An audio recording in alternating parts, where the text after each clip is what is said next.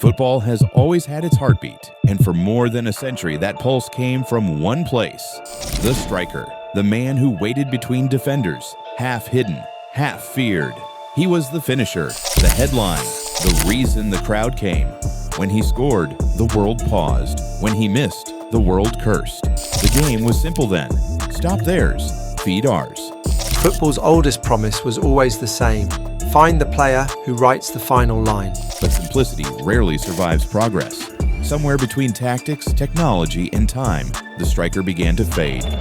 Not suddenly, quietly. Every season, the role lost another piece of its soul until only the shape of the number 9 remained. Modern football didn't kill the striker overnight. It dissected him, piece by piece, until instinct turned into instruction. Once, it was a sacred number. From Puskás and Di Stefano to Müller and Van Basten, every generation had a man who lived inside the box and haunted defenders in their sleep. Their movements were poetry written in mud and sweat. Gerd Müller's stubby turns, Van Basten's elegance, Shevchenko's cold precision. They didn't just finish moves, they finished stories. Every goal was a signature. You didn't need stats. You knew who scored just by the sound of the crowd. By the early 2000s, football was a gallery of killers. Ruud van Nistelrooy, Inzaghi, Henry, Drogba, Eto'o, Torres, Villa, Shearer. They didn't need analysis or algorithms to explain them. They just scored. The rules were understood without words. Give them the ball and stand back. In that era, the geometry was clean. 2 creators, 1 finisher. The move ended where the number 9 stood. But then the winds changed. Football became faster, smarter, more cautious. Defenders pushed higher, spaces shrank, and pressing suffocated time. The striker, once the free spirit, was forced to evolve or vanish. The shift began quietly, with ideas rather than players. A Catalan in Barcelona looked at his tiny genius and asked, what if we remove the striker entirely? When Guardiola turned Messi into a false 9, a century of tradition cracked. The position that had defined football suddenly looked optional. And as success followed, imitation became evolution.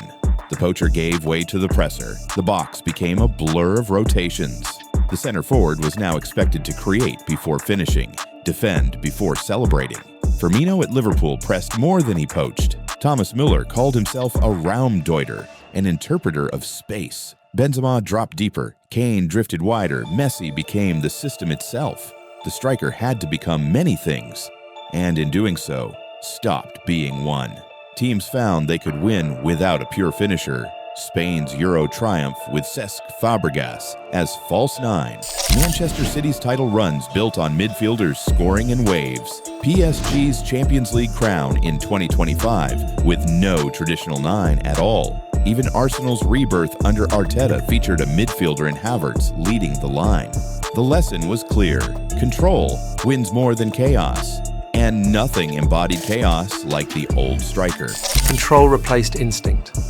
The chaos that once terrified defenders was measured, reduced, and eventually erased. Football became too perfect, and perfection leaves no room for madness.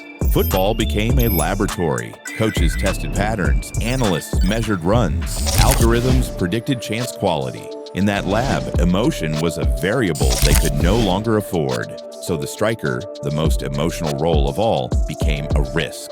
The modern era worshipped systems. Pep Guardiola engineered geometry. Jurgen Klopp weaponized energy. Every movement was rehearsed, every press synchronized. There was no room for the unpredictable genius waiting for one touch to change everything. You can choreograph a press, you can't choreograph fear. Yet every system hides a secret. Control breeds predictability, and predictability is the enemy of fear. Opponents no longer feared the 9, they feared the shape. You can study a shape, you can't study a heartbeat. Still, a few refused to disappear. Lewandowski, relentless precision. Kane, a mathematician disguised as a goal scorer. Haaland, raw inevitability, a prehistoric force reborn in a tactical age. Lautaro, Osimhen, Isaac, fighters who drag the role through the storm. They are survivors in a sport that forgot how to love their kind. Every survivor rewrote the rulebook, not by rejecting systems, but by bending them. Football's obsession with control turned finishing into just another metric. Pressing actions replaced goals in scouting reports. A striker was judged by how well he prevented rather than produced. The killer was forced to become a caretaker. Between 2015 and 2022, the number 9 became a ghost. He drifted between lines, pressed shadows, connected phases. He existed everywhere, which meant he belonged nowhere. Every role, no identity. A ghost in a system that forgot his name. Then came Karim Benzema, the artist in disguise. He blurred the borders between creator and finisher until they vanished. Real Madrid didn't play to him, they played through him. And as he lifted the Ballon d'Or, the paradox was complete. To survive as a striker, you had to stop being one. From Benzema to Kane, the definition of the role dissolved. Creation replaced conclusion. The striker's name stayed on the team sheet, but his identity evaporated. Across Europe, goals became collective. City spread them across midfielders. Arsenal trusted wingers.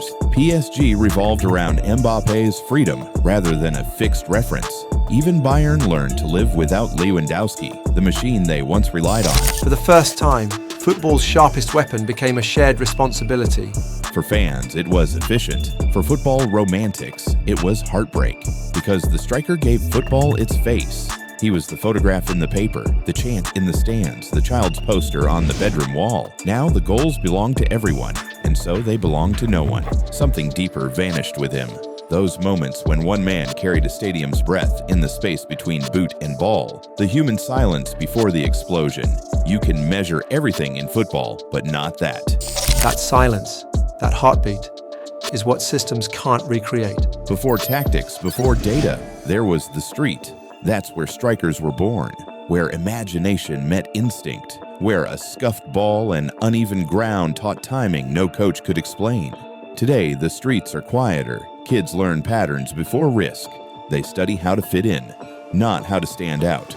And so the striker's instinct fades with the echo of their games. Then came a new generation. Players raised in academies where pressing mattered more than poaching, and positional play was drilled before passion ever bloomed. They didn't grow up idolizing Van Nistelrooy or Inzaghi. They grew up watching Messi, Salah, Mbappe. Their dreams weren't of lurking in the box. They were of touching the ball more than anyone else. Football's children stopped dreaming of goals. They started dreaming of control. Ekitika at Liverpool under Arne Slot, half creator, half runner. Isak at Newcastle, gliding between lines, creating as much as he scores. Sesko and Ferguson, pressing machines who happen to finish chances. Højlund, energy first, instinct second. They are the new kind of forward, not poachers, not predators, but shapeshifters. They don't wait for the game to find them. They chase it, bend it, join it. And in doing so, they represent football's latest mutation. A striker who exists everywhere, but nowhere at once. They are the children of control, players who learned that to survive, you must serve the system. But in that adaptation lies a cost, the quiet death of individuality. In mastering the system, they lost themselves. Football, once painted in broad emotional strokes, is now colored by precision. Everything predictable, everything efficient. But emotion doesn't care for efficiency. It needs heroes. It needs chaos. It needs the man who dares to shoot when he shouldn't. For a while, that chaos disappeared. But football has a funny way of missing the things it kills. After years of structure, football began to crave unpredictability again. The striker, once forgotten, started to look like the missing piece. Manchester United searched for presence. Arsenal needed a finisher. Even Guardiola, architect of control, turned back to chaos in the shape of Erling Haaland. Football always circles back to instinct. The striker is its reset button. When Haaland arrived, something ancient woke up. Every run, violent simplicity. Every goal, rebellion against overthinking. He reminded the world that chaos still works, that inevitability is its own tactic. Lewandowski defines excellence. Kane balances creation and hunger. Lautaro, Osimhen, Isak all play with emotion instead of algorithms. They're contradictions, classical hearts in modern bodies. They prove control only matters if chaos still exists. Because the striker's art isn't perfection, it's courage. The courage to miss, to fail in front of the world and try again. That's why we still love them, because in a game obsessed with systems, the striker reminds us what being human feels like.